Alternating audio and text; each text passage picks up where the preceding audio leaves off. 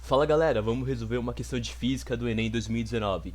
Em uma aula experimental de calorimetria, uma professora queimou 2,5 gramas de castanha de caju crua para aquecer 350 gramas de água em um recipiente apropriado para diminuir as perdas de calor. Com base na leitura da tabela nutricional a seguir e da medida de temperatura da água após a queima total do combustível, ela concluiu que 50% da energia disponível foi aproveitada. O calor específico da água é de 1 caloria por grama graus Celsius e sua temperatura inicial era de 20 graus Celsius. E a gente também tem uma tabelinha com as informações nutricionais da castanha, né? Qual foi a temperatura da água em graus Celsius medida ao final do experimento?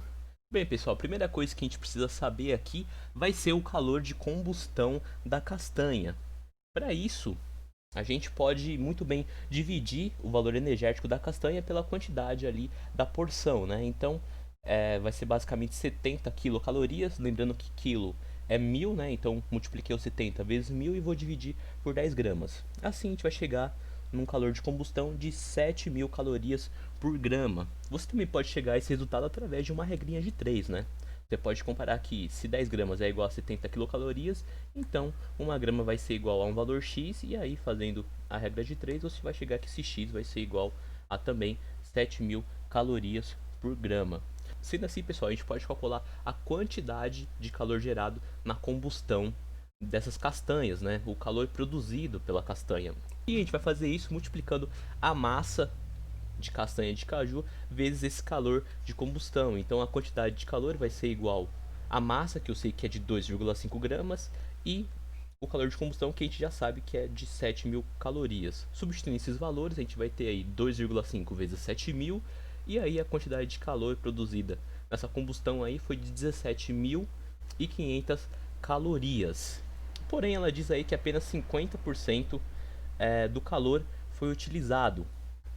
Então, basicamente, a gente tem que pegar essa quantidade que a gente já calculou e descobrir quanto que é 50%, né? Na verdade, 50% a gente sabe que é só metade, porém a gente também pode pegar essa quantidade de energia e multiplicar vezes 0,5, e aí a quantidade de calor final, nossa energia final, foi de apenas 8.750 calorias.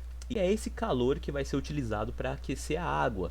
Agora, para a gente descobrir isso, para a gente descobrir a temperatura final da água, a gente pode utilizar a fórmula do calor sensível, que é definida pela massa vezes o calor específico vezes essa variação de temperatura.